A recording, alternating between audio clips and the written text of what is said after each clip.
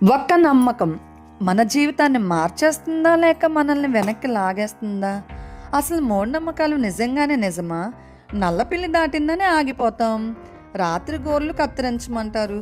కానీ ఒక్కసారి ఎప్పుడైనా ఆలోచించామా ఇవి నిజం కాదా అని?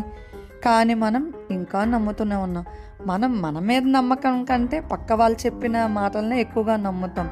ఒక చిన్న పాపకి పాము కరిచిందని చెప్పి పేరెంట్స్ ఆ బాధలో హాస్పిటల్ తీసుకొని వెళ్ళకుండా ఒక దొంగ బాబా దగ్గర తీసుకొని వెళ్తారు.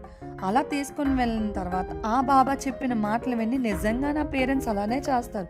అసలు ఆ బాబా ఏం చెప్పాడు తెలుసా? పాపని పాము కరిచింది కదా, పాపని హాస్పిటల్ తీసుకునే వెళ్ళే కన్నా పాపని తీసుకుని వెళ్ళి నదిలో పడేసే, పాపకి వచ్చే జన్మలో కూడా పాపకి ఎటువంటి పాము నుంచి హాని కలగకుండా ఉండిద్ది అని చెప్తాడు. నిజంగానే పాపం ఆ పేరెంట్స్ మూఢనమ్మకాలు నమ్మి పాపను తీసుకొని వెళ్ళి నదిలో పడేస్తారు. అసలు ఎలాంటి సమాజంలో బ్రతుకుతున్నాం అయ్యా మనం? అసలు ఏంటి ఇది అంతానా? నిజం తెలుసుకునే సమయం వచ్చింది, లేక భయానికే బానిసలమా? మీరు ఇంకా ఈ మూఢనమ్మకాలు నమ్ముతున్నారా? నాకైతే కామెంట్లో చెప్పండి. మూఢనమ్మకాలు మన భవిష్యత్తు కాదు, మన నిర్ణయానికే మన భవిష్యత్తు. భయాన్ని కాదు, నిజాన్ని నమ్మండి, ఆలోచించండి, నిజం ఏదో మీరు నిర్ణయించండి. మూఢనమ్మకాలను అస్సలు నమ్మొద్దు, అస్సలు ఎంకరేజ్ చేయొద్దు.